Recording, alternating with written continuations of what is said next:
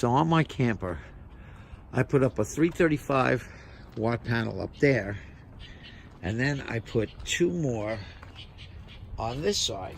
Now I'll show you.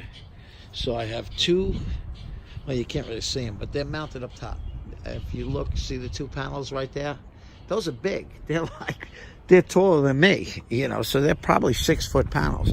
Now what I did was, the wiring is not neat, but I used 2 charge controllers, and which is crazy. You really should have one, unless you have one that's capable of Siamesing them together, which I haven't seen yet. Now, I have a gel battery. Right now, I have that on its own, and then over here I have golf cart batteries, and those are flooded. And what I did was I disconnect them. See, with these double, I do positive and negative disconnects. I disconnected both, and the reason I did that is so the charge controllers can run separately. See, now, if I flip a switch, we'll turn on one of them, and we'll see which one comes on there. That one. So that one just came on. So that charge controller came on. And, oh, actually, no, it didn't. It's the other one that came on, because the moon is still there.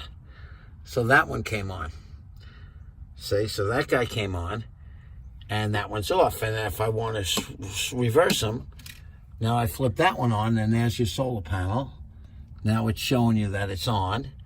And that one had 37 volts, PV volts. See, and it's charging at 2.8 amps, which isn't much, but the sun is almost down.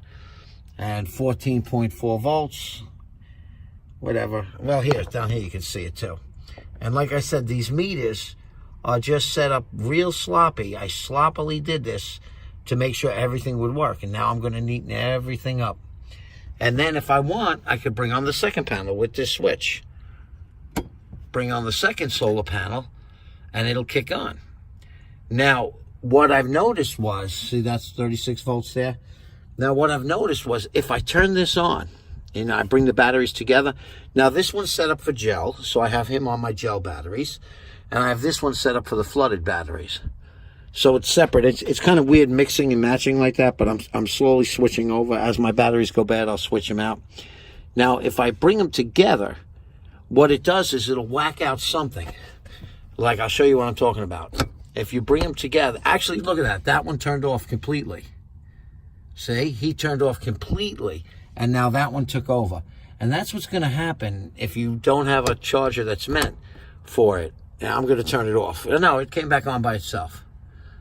It came back on by itself. And those do not disconnect the solar charger. Those go directly to the battery. See, direct to the battery. That's what that's disconnecting. But it makes the chargers talk to each other, and one will take over. So if you go to run 2 charge controllers in parallel to a battery bank, even though they say you can, you can't unless it's really meant for it. There must be some kind of interconnect wire that would connect it and allow them to talk. I believe you could do it like the Rhenology.